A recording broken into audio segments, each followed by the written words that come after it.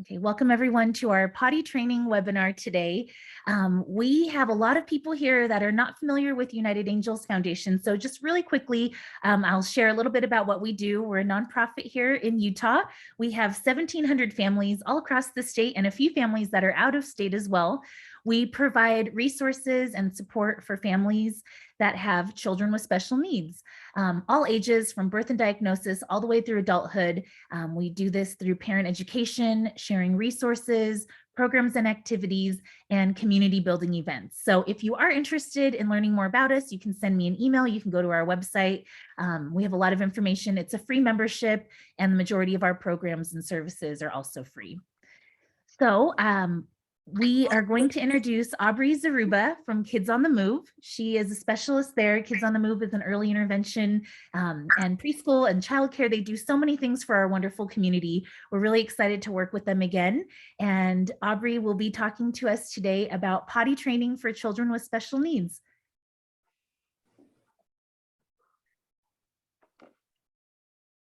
All right, I think we're going to get the screen shared so that you can all hopefully see the presentation. Like Sylvia mentioned, this is being recorded, so if you don't want your video to be shown, just be mindful of that. I will let you all know I am on my phone, so as far as having your video, I can't really see other people. I definitely can't see a wide variety of people, so it's entirely up to you if you have your video or anything like that. We will ask you all to stay muted until the question and answer portion at the end, just so that we don't have a lot of background noise coming in. And I am not seeing, Sylvia, are you able to share the screen? It is loading right now. I'm okay, it's still loading. Up in just a minute. Okay, sorry perfect. guys.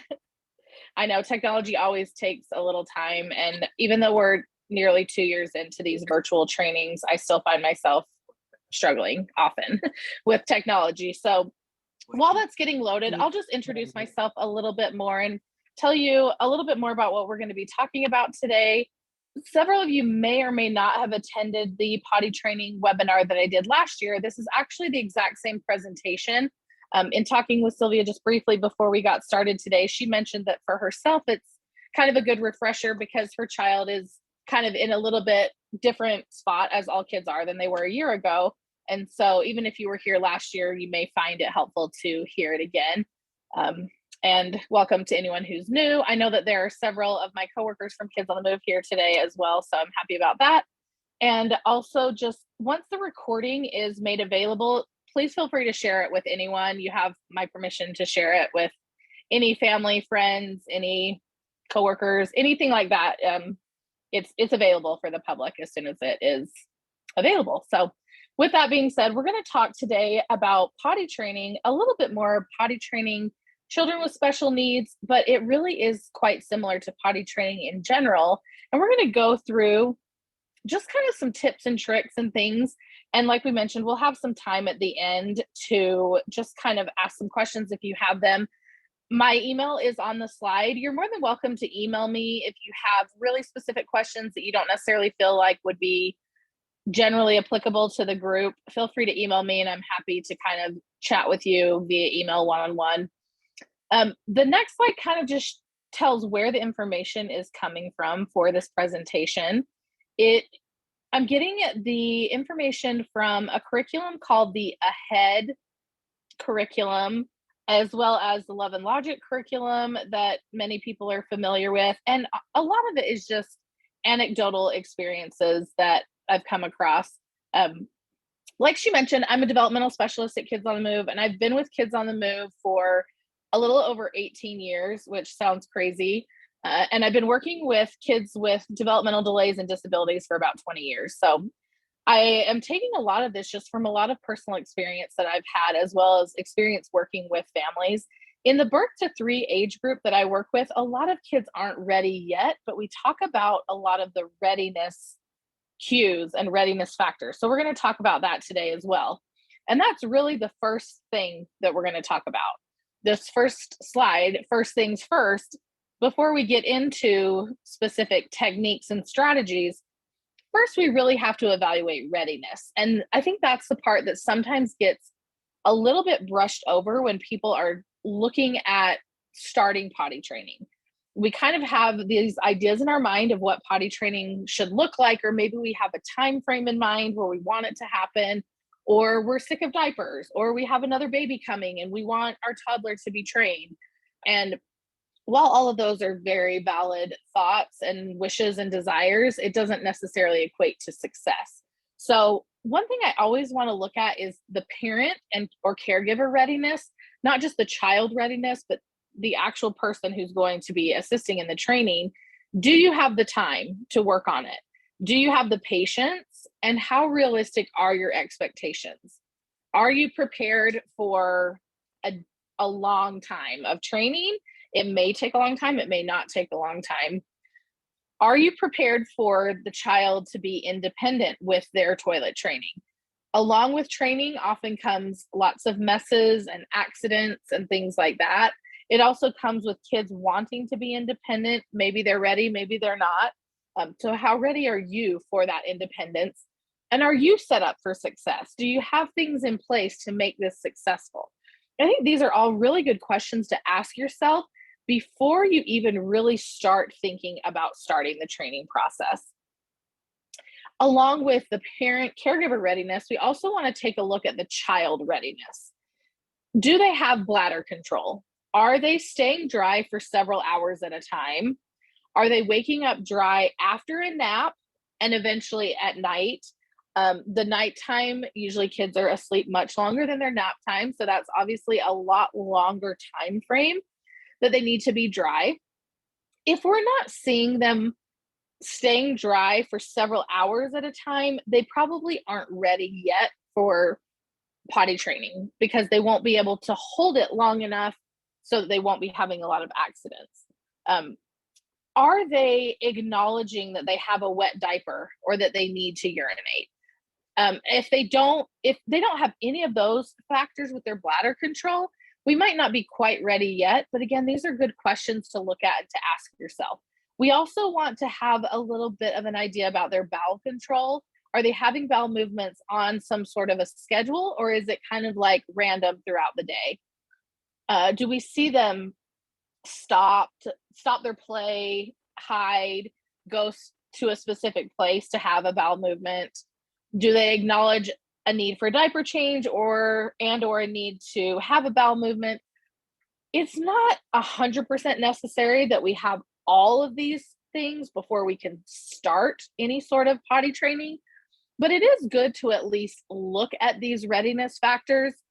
If we don't have these in place, we're probably not going to achieve complete potty, like completely toilet trained. If they have a few of these, it might be something we want to start thinking about. So these are just kind of things to guide you as you start considering, are they ready? Along with kind of their physical, biological readiness, we also talk about their emotional readiness. Are they complaining about wet or dirty diapers?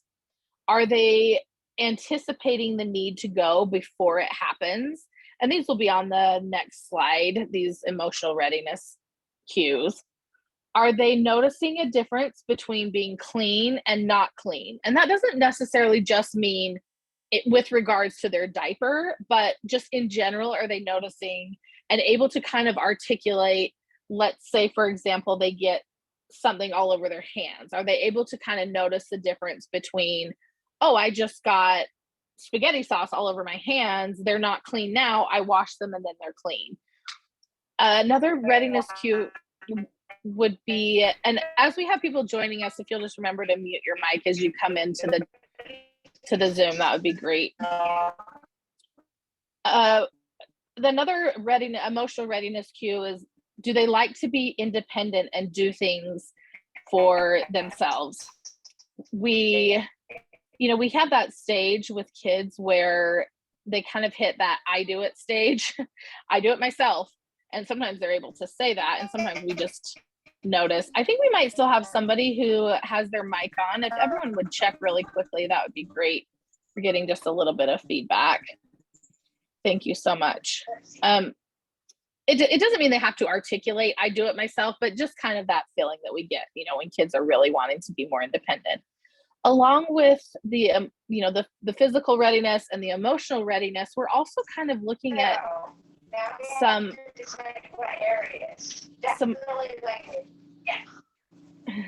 I'm so sorry. I think we have somebody who still is not on mute.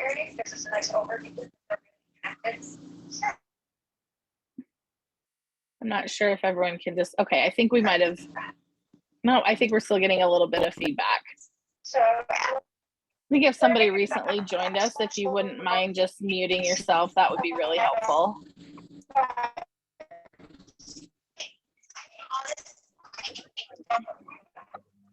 And I'm not sure, like I said, I'm not able to see everyone, but I know we're getting quite a bit of noise.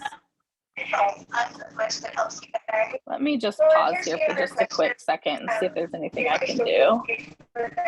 And Aubrey, I'm scrolling through to see if there's anyone I can mute right now too as the host. Okay. And I don't see anyone on. I know, I don't either. Maybe we got it all. Maybe we got it. It might be taken care of. Thanks for your patience.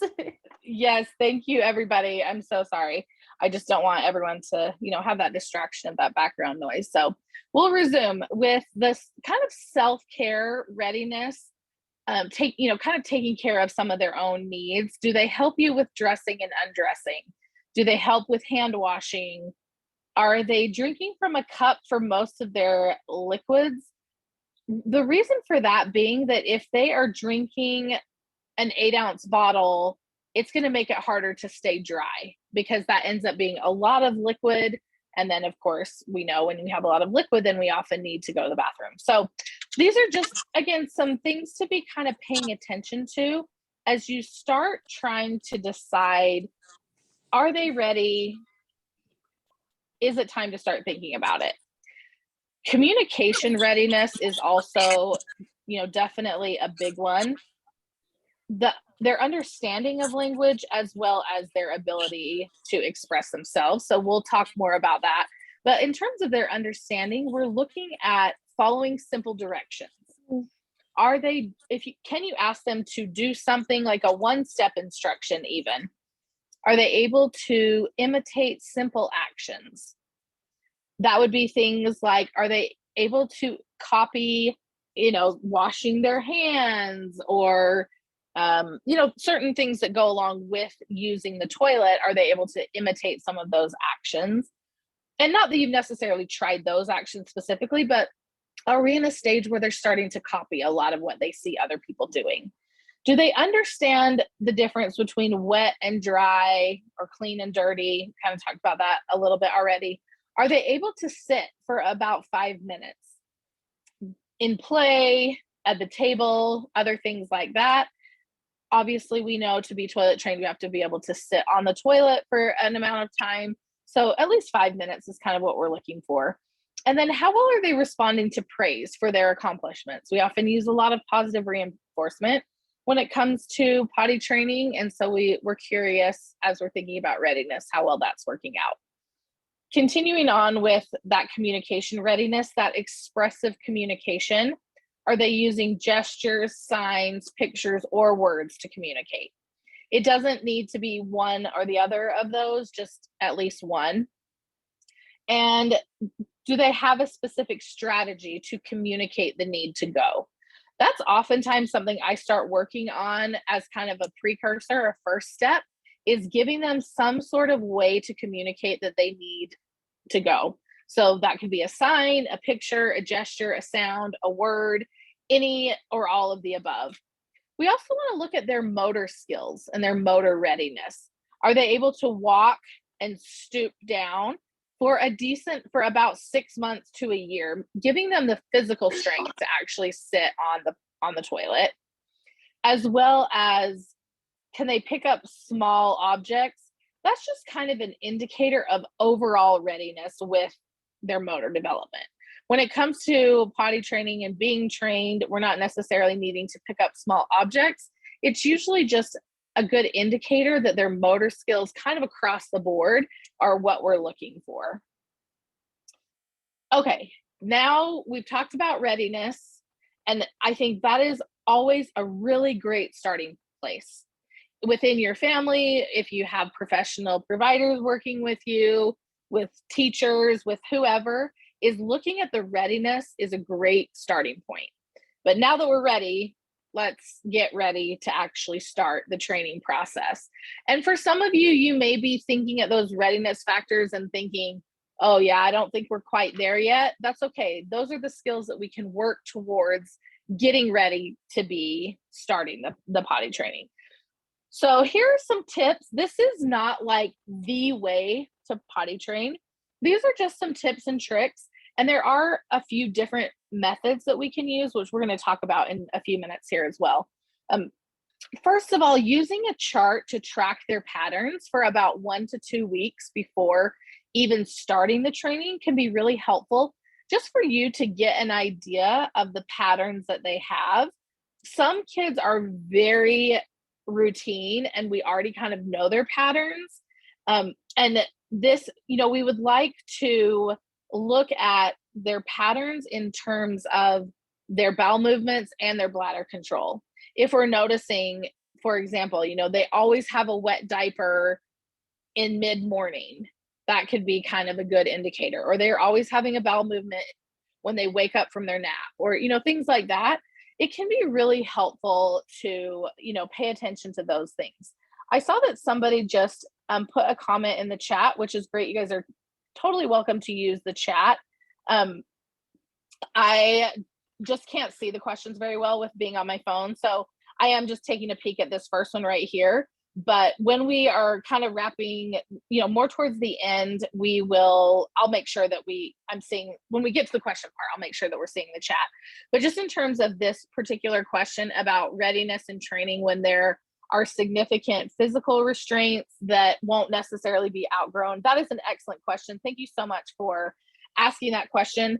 We won't actually be talking about that much today. And I know for people who are in that experience, that is a huge topic of conversation. My recommendation on that would be to talk to physical therapists and occupational therapists about some modifications that you might be able to use to assist with training. Some of those motor milestones that we mentioned in the readiness, if they're not going to be achieved, there certainly are many adaptations that can be used. We just won't have time to talk about that today. So I apologize for not really being able to more specifically address that question, but that is an excellent question, one that I'm sure many people have. So thank you for bringing that up. Once we get started with kind of tracking a schedule, then we want to gather our supplies. So these are some potential supplies you might want. Again, not an end all be all list of what you have to have. So if you're going to use a reward system, kind of gathering some small rewards and some bigger rewards. Those could be things like small treats. If you're going to use a treat or a food reward, again, that's a very individual preference. I typically recommend very small things: 1 mini marshmallow, 1 goldfish cracker, 1 Skittle, 1 mini M&M, 1 mini chocolate chip, things like that you're willing to give multiple of, because kids sometimes will ask to go to the potty just so that they can get a treat. And so if you're giving them like a big treat every time they go, sometimes that gets to be a little much. Stickers can be fun. Food coloring in the toilet water. I've heard some people, I've actually never done that myself, but I've heard of some people that have had a lot of success with putting food coloring in the toilet water just to make it more appealing. And then some of the bigger rewards could be things like a toy or earning one-on-one time with a parent or caregiver. Some things that the bigger rewards would be things that are kind of worked up to getting that reward. Sticker charts, stickers, cotton balls, pom-poms, if you're going to do like a jar that gets filled up or things like that. These are things that you'll want to get in place before you get started. Some underwear or whatever you're going to use. Pull-ups are kind of an interesting topic. They are more convenient. They're not necessarily more helpful because a pull-up is just a diaper. It's not quite as absorbent as a diaper, but it is essentially a diaper. So the benefits of a pull-up are that they can be pulled on and off, as opposed to the diaper that, has the tabs and kind of falls completely off if you undo the tabs. But the con to that is we don't necessarily feel wet if we have the pull-up. I might have this later on in the presentation, but one thing that I often recommend is actually to use underwear and then a pull-up over the top of the underwear. So you feel the sensation of being wet or things like that, but it doesn't create such a mess for you to clean up. Of course, the underwear would still get wet, but then we don't have accidents all over the carpet. We're not cleaning up pants and floor and potentially shoes and socks and all those things. So that's just an idea. You also might need a step stool for your child to be able, if you're using your regular toilet, they might need a stool to be able to get on the toilet. They also might need a stool for washing their hands. You also might consider some sort of potty seat, whether that is a seat that you put onto your toilet, or some people just have a separate small, like a child-sized toilet. Some things to consider with that as well are just that if you have, again, I think we have somebody who just hopped on that is not on mute. If you wouldn't mind just muting yourself, that would be awesome. Thank you so much.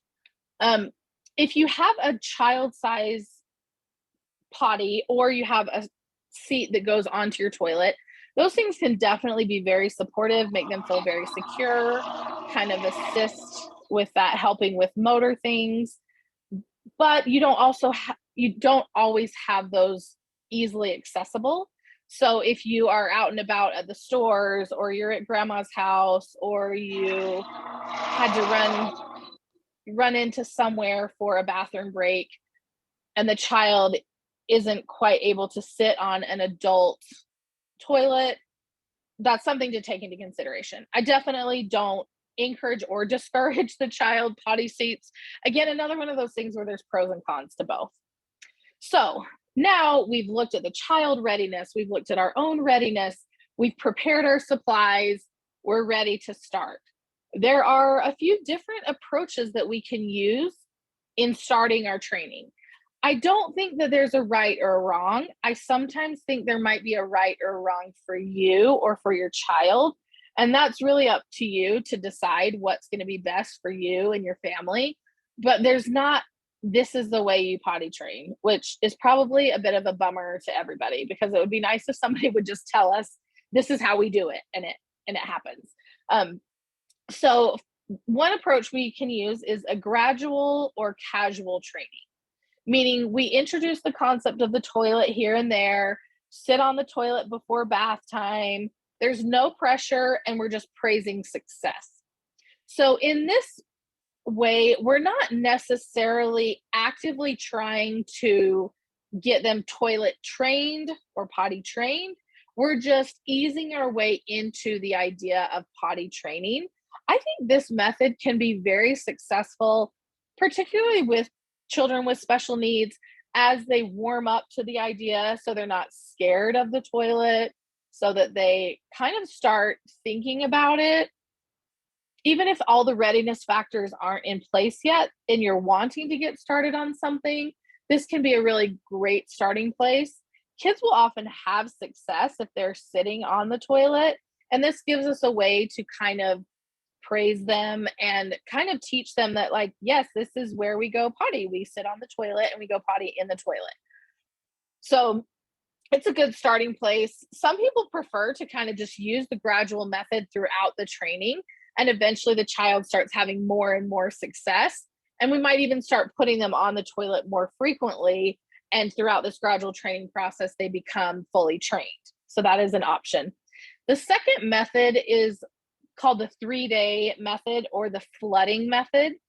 This is the method where you stay home for 3 days, you offer a lot of liquids, and you take frequent trips to the toilet to catch them when they need to go. So the idea with this method is that you are trying to offer them a lot of liquid so that they will need to go, And then you're taking them to the toilet very often, hoping that they will go in the toilet as opposed to elsewhere. People often choose to have no diaper or no underwear or anything like that during this 3-day method. Again, there are a lot of personal choices involved. This does lead to potential for accidents and a lot of cleanup of accidents. So that's something to consider if you use this method. I know people who have had a lot of success with this method, and I've had a lot of people where this method has really kind of blown up on them. It just hasn't worked well, and it causes a lot, it can potentially cause a lot of turmoil between you and your child. Again, personal choices. Some people like to just try and knock it out in one 3-day period. Again, works for some, doesn't work for others. Another approach is scheduled training, where they would dress in pants and underwear, having backups available, have the child pull the pants down and up, so they're kind of practicing that skill, and then sit on the toilet every 30 minutes for at least 2 minutes. You could use a visual timer to get them to stay there for 2 minutes, and that's at least 2 minutes. It could be even, up to 5 minutes, and then reward them for sitting. So, like, you're doing awesome sitting on the toilet. Wow, you're so big, you're on the toilet, things like that. And then a big, huge reward with specific praise for success. So things like, good job going potty, not just good job, way to go, things like that, but let them know specifically what you're praising them for. And then, flush the toilet, wash their hands, go back to what you're doing. Check them about every 5 minutes for an accident or a sign that they need to go. So let's say you sat them on the toilet for their 2 minutes, nothing happened. We praise them for sitting. We let them be done with the toilet, leave the bathroom, and then 5-10 minutes later, you see them kind of start to do that potty dance that we've all seen kids do, where it really seems like they need to go. At that point, we can take them back to the toilet. We're not going to wait the 30 minutes and have them have an accident if we're pretty sure they need to go. It gets a little tricky if you start asking, do you need to go or do you want to go? Do you want to go will often be met with a no. Do you need to go will also sometimes be met with a no. So sometimes I try to use statements rather than questions. Say things like, I see you dancing around. It looks like your body needs to go potty. Let's go try. As opposed to, do you need to go? They're often going to say no or shake their head or run away or things like that. Accidents will happen. Have them do as much of the cleanup as possible in the bathroom. So let's say, this is in between those 30 minutes and we didn't see any signs that they needed to go. There was no indication. We're checking them every 5 minutes, and it was just in between one of those 5-minute intervals, they have an accident. It's great if you can say, oh, it looks like you use the potty, use the bathroom, whatever. You can choose the words that you want to use. Let's go to the bathroom and get you cleaned up. So that we're still associating anything that has to do with potty, toilet, bathroom, urinating, bowel movement, etc., all in the bathroom. We're trying to help them learn this is where we take care of all of that. We're going to change your clothes, get you in dry clothes. We're going to wash hands, use wipes, whatever we need to do in the bathroom if possible. And we're just remaining neutral and stating the facts. You're wet, we need to go change. Nobody's in trouble, nobody's mad, nobody's frustrated, even if you really are. And we might try this method and we try it for several days and we start to feel really frustrated and we start to feel we're getting more and more emotional about it. That might be, let's go back to those readiness cues, readiness factors, and really take a look at it and see, I thought we maybe were ready, but now I'm starting to feel like maybe we're not. So maybe I'm going to back off. There's nothing wrong with starting, realizing you weren't quite ready, taking a break, and coming back to it later on when you are ready. So these are just kind of 3 different ways that you can approach toilet training. again, there's no right or wrong. It's very individual to you and to your family. As we move forward with the training, something from Love and Logic that I really like is their concept of empathy overpowers anger.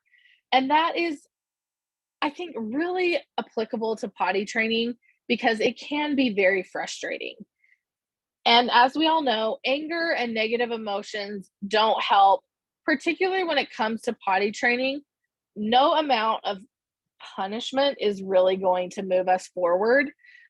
I really like this idea of empathy as opposed to anger, and letting our empathy kind of push out any sort of anger or frustration that we're happening that we might have gosh, I can't speak, that we might have like that's going on at the time. Um, I like this little graphic down here at the bottom. The opposite of anger is not calmness, it's empathy.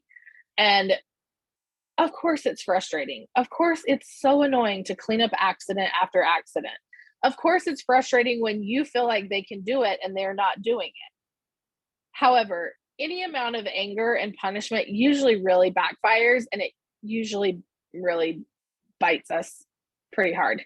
So, my recommendation is really, really evaluating yourself and your own ability, your own capacity at the time, because it is really important for you as a caregiver to be ready to undertake this. And again, like I said, if you start it and it doesn't go well, it's okay. Just say, "Oh, I thought we were ready for this. I don't know if we are. I think we're gonna wear diapers for a little longer. We'll try this again another time." And of course, they can sit on the potty whenever they want to, or things like that. Um, Dr. John Gottman on the next slide has a quote about empathy that I also really like. And he says, "Empathy not only matters, it is the foundation of effective parenting." And while we're not talking about parenting in general today, obviously toilet training is a huge part of parenting, and parenting a child with special needs. Potty training can be extremely daunting, challenging, difficult sometimes. Sometimes kids do great, but I think leading with empathy when it comes to potty training is really going to help us out a lot. It's really going to be the way to go. So, some tips and tricks to kind of help us once we've evaluated our readiness and we have decided on a method to use. Here are some tips and tricks. Number one, stay calm, kind of goes along with what we were just saying. Number two, you are not in control. I don't know about all of you, but I really like to be in control. But one thing I've learned with working with toddlers for all of these years is that you're not in control of their bladder and bowel control, or their need to go, or their willingness to go. No matter how badly you would like to be in control of that, they actually are in control. We cannot make kids toilet train, and the more power we try to enforce, the more they might withhold. And we do not want that. As we all know, we don't want kids withholding, because that leads to a whole other host of issues. I always say that we can't make kids potty train, we can't make them talk, and we can't make them eat. I wish that there was some magic solution for any of those three things, but there just really is not. There are a lot of tips and tricks to help us, but at the end of the day, your child is the one who gets to decide if they're toilet trained or not. Unfortunately, it's not us, no matter how much I wish it was. Once you start, give it a little time before giving up. But if it's not working, don't be afraid to wait a little longer until everyone is ready. It definitely, I think, when in the beginning, when I said toilet training with children with special needs or with children who don't have any special needs, a lot of it is the same. And all of these tips and tricks are the same. However, when you are working with kids with special needs, we know that sometimes it does require a bit more patience and waiting a little bit longer if it doesn't seem to be working. And that's okay. Power struggles truly do not help anybody. If you find yourself in a power struggle with your child, get out as quickly as you can.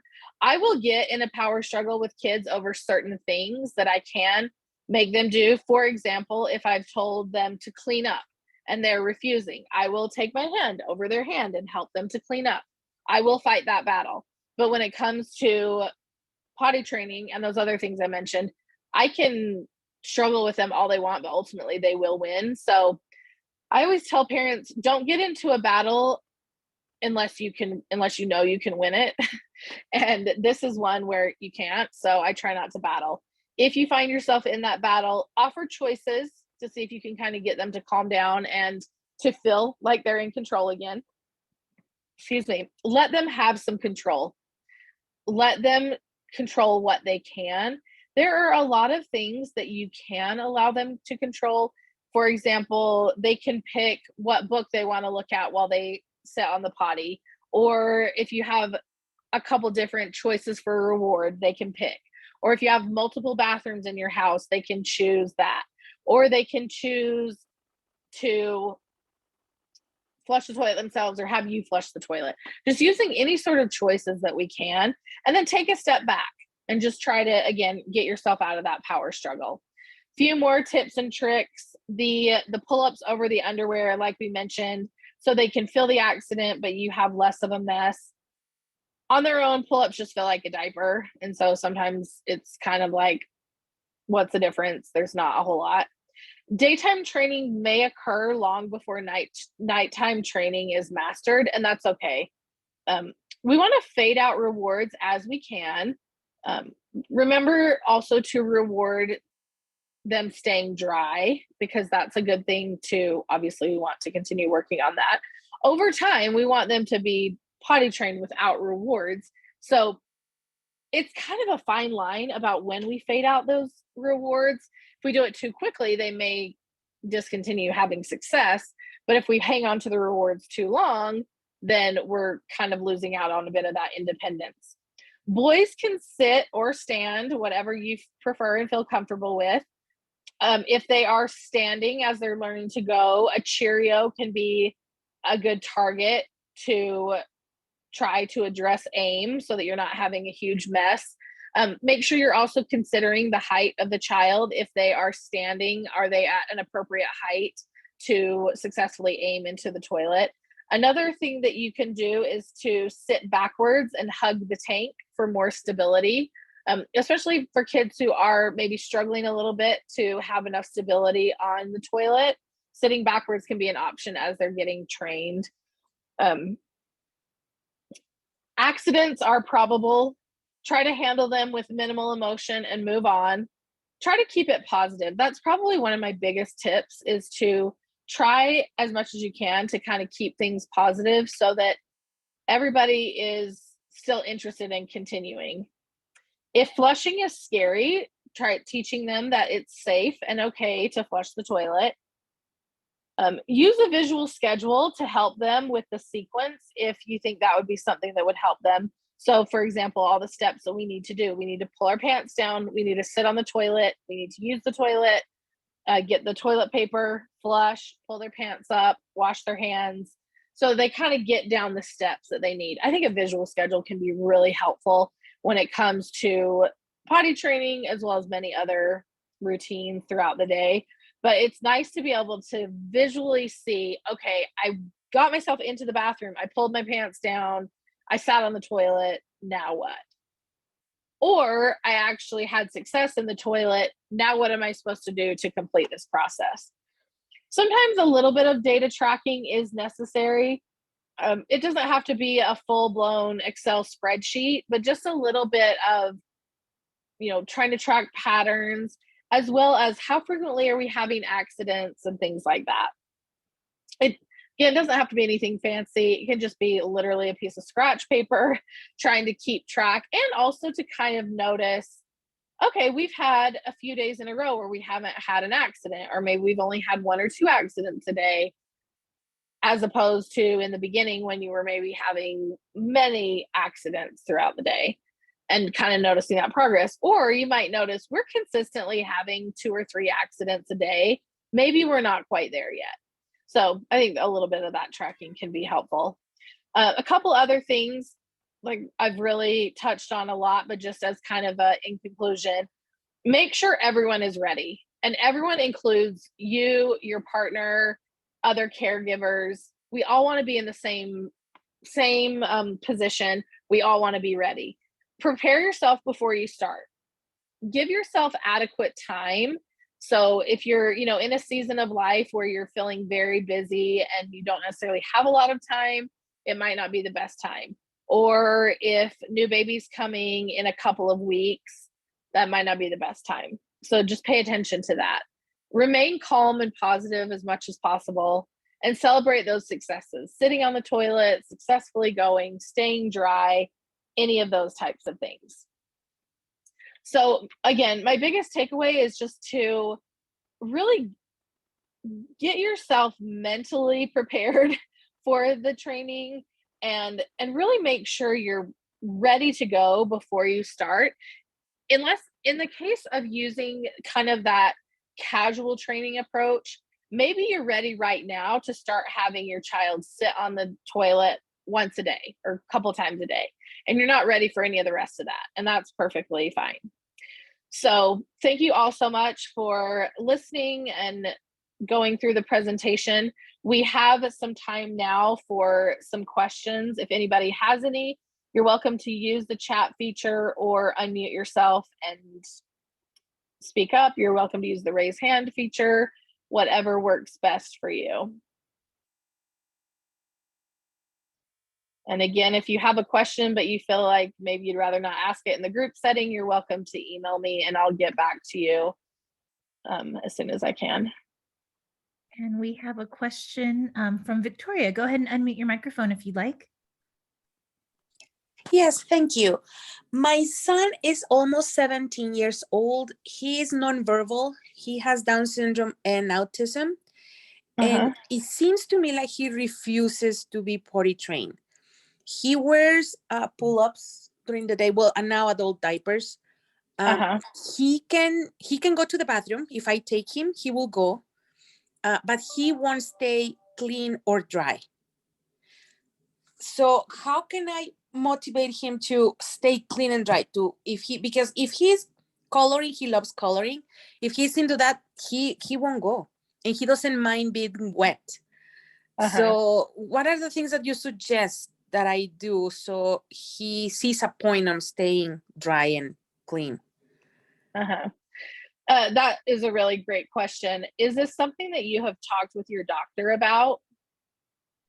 Yes, he's type 1 diabetic. So that's why they think, well, maybe it's, harder for him.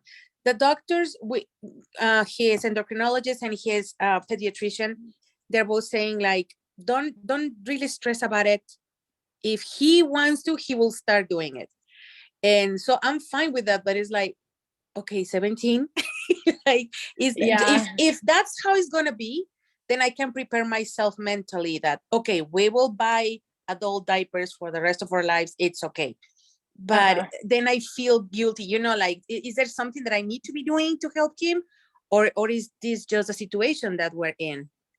Yeah, that's a really great question. I think the endocrinologist is a great person to talk to about his physical abilities, as well as, there might be some other specialists that you could talk to, just to kind of see what his physical abilities are to become toilet trained. And is it just a matter of he will go, when you take him, but then he's not going to really ever initiate on his own? Looking at some things that might motivate him, I would say would be another. I think talking with the doctors is a great first step, but then really, and this could kind of be for anybody, to really look at what motivates my child. And is there something that is motivating enough? If staying clean is not the motivator. So for example, most of us as adults, our motivation for using the toilet as opposed to making a mess is that we want to be clean. That motivates me. I would, I want to be clean, so I'm going to use the toilet.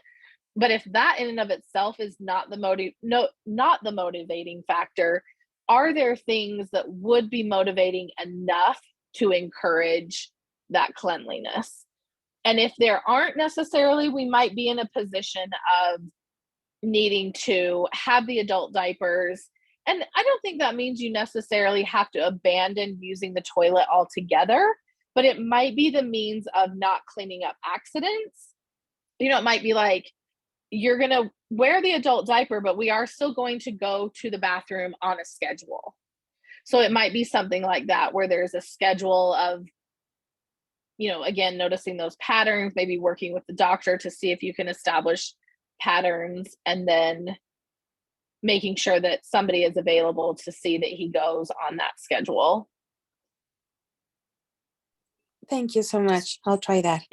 Yeah, you're welcome. I know that's a big question and kind of a daunting topic. And so those would be just a couple starting places. Again, you're welcome to email me if you start with those things and you're not finding success. I know that we had a couple questions pop up in the chat. Yeah, Aubrey, we have 2 questions in the chat. The first one is Okay. from Heather. My 3-year-old with autism has been casually training for 6 months. How do I transition to more active training? Great question. I love the idea of starting out with that casual training, and it seems that you're noticing the active training isn't necessarily naturally coming as a result of the casual training. For children on the autism spectrum, I really like the scheduled training approach. I've had some success. It has been a lot of years since I've been actively involved. Before I came to Kids on the Move, I did ABA therapy many years ago. And I know that method has evolved and changed a lot over the years. But one thing that we did as the ABA tutors is we really helped out a lot with the potty training. And I found the scheduled training method to be really successful. We've already kind of worked our way up to comfort with the toilet with the casual training, but now we really need to move into, now I want you to be toilet trained, not just okay sitting on the potty. So that's something I would suggest, is maybe looking into that scheduled training method. Great, thank you. And then our next question from the chat is, do you have any ideas to make hand washing more fun for a toddler that doesn't always like to wash his hands after using the potty? Another great question. You guys have amazing questions that I'm sure other people have the same questions. Hand washing can be just kind of tricky because we want them to have clean hands, obviously. I recently was working with a little boy who is in the process of actively working on potty training, and he was fine with hand washing, and then all of a sudden he wasn't fine with it anymore. So we actually kind of talked about making some choices when it came to hand washing. Do you choose soap and water at the sink, or do you choose a baby wipe or a sanitizing wipe to clean your hands? This particular mom was okay with hand sanitizer at certain points, like maybe he sat on the potty and he didn't go or whatever. And that's a personal choice if you feel hand sanitizer is an appropriate cleaning method for your child or not. If you do, that could be an option of a choice. Another thing we talked about was choices in location. Do you want to wash your hands in the bathroom, or do you want to go to the kitchen sink and wash your hands? That would be my first kind of suggestion, would be to try to implement a choice. And maybe the choice is, do you want mom to do it, or do you want to do it? Do you want me to hold you? Do you want to stand on the stool? Do you want the blue soap or the red soap? Certain things like that. When it comes to choices, I'm careful about what choice I offer, right? Like, it's not a choice to wash your hands or not wash your hands. We are going to wash hands. There's also a possibility of kind of playing in the water a little bit. That could be a slippery slope to a mess. So that may or may not be a tip that you'd want to try. But my first inclination would be to kind of look for some choices that you might be able to offer. Do you have any other questions?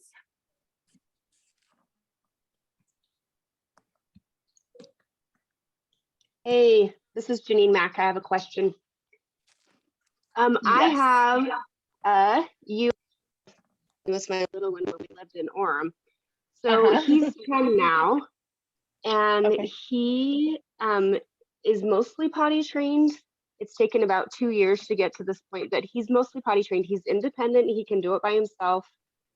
But he goes to school as a one-on-one aide at school. He has Down syndrome. He goes to school.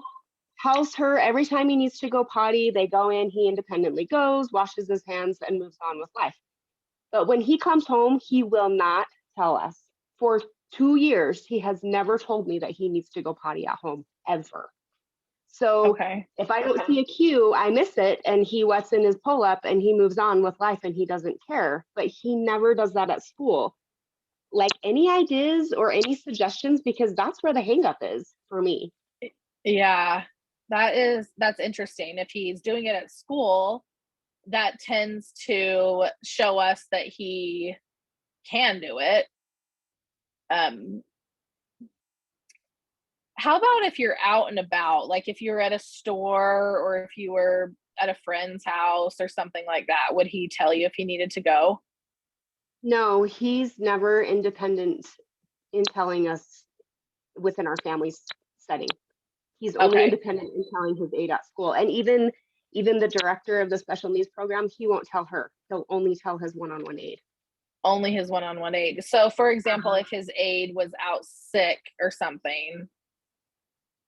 So when his aide is out sick, then they have whoever the substitute is, it's just a schedule. They'll be like, hey, you need to take him every hour and a half, and they just are on a schedule.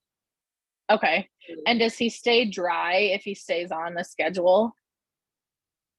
Pretty consistently. I'd say we're about like at 90%. Okay. So yeah, pretty good. Yeah. Yeah. It's just weird. I'm just like, why won't you tell me? So if I miss it, then yeah. then I feel like we're regressing. Mm-hmm. Is it similar to the first question where if he has an accident, he doesn't necessarily care? No, yeah, he doesn't care. Okay. So if he's wet, like if he's wet enough that his clothes become wet, then he cares. And he'll tell me, Mom, we're wet. And he'll want to go change, or he'll take himself and go change. But he like won't independently take himself to the bathroom, or won't tell me, even if I'm sitting there reading a book with him, he won't even be like, Mom, I need to go potty. Nothing. It's so bizarre. I wonder what would happen if you tried the underwear and then the pull-up thing with him, where if he kind of started to go a little bit and it got his underwear wet, if he would kind of if that would kind of alert him like, oh, I need to go potty. Right. So that was the method that we used after the cues became apparent that he was ready when he was about 7. That's how we started, and that's where we found success in the beginning. Okay. So, I mean, we could try it again for sure. Now that we know he can do it because he's doing it at school. So it's probably really just kind of figuring out, okay, you're successful at school. What can we do to transfer that success into the home? Another thought I have is potentially using some sort of timer that when he hears the timer go off, he goes to the kind of that schedule that he does at school when his aide's not there, just to kind of get him like, oh, the timer went off. I'm supposed to go to the bathroom. And then seeing maybe if that can help shape him into, I'm in charge at home of going to the potty. I don't need Mom to tell me to go, or Dad or siblings or whoever, to see if he can kind of start to feel a little bit more independent at home as well, and kind of a little bit more in charge. Like I can tell somebody when I need to go. Right. That's a good idea. We've used the potty watch in the past and like set it for an hour and a half, so that and he'll come tell me like, Mom, my watch went off. But he gets mad at the potty watch because he just wants to play with it and listen to the music. So if he can't play with it, then he just hates it and he's mad. But just having like a second timer, that's a good idea. Whether it's like a visual timer in your house, or if you have any sort of like Alexa, Google Home, anything like that could go off, or like a microwave timer, or just like an old fashioned like twist it timer and it buzzes. Yeah. Maybe try a few of those things. And if you don't find success, feel free to email me. I definitely would be happy to troubleshoot with you. So thank you. Yep, you're welcome. Thank you all so much for your questions and your participation. I actually have got to wrap up right now. I've got to run to a home visit for Kids on the Move, but I am so happy that I've been able to spend this time with you all this morning and share a little bit of this information. If you do have a question you didn't get a chance to ask it today, I really mean it, that I'm more than happy for you to email me. I'd be happy to troubleshoot with you. I am by no means a wizard when it comes to toilet training. I just have worked in this field for quite a long time, and I'm happy to share some information that I have. But if you all probably have some ideas to share with each other as well. I'm going to go ahead and just exit the Zoom right now. I'm not sure if Sylvia has any other business she wanted to talk about, but I'm just going to go ahead and leave the call. But thank you again. It's been a pleasure to be with you this morning. Aubrey, thank you so much. We really appreciate your time. Thank you.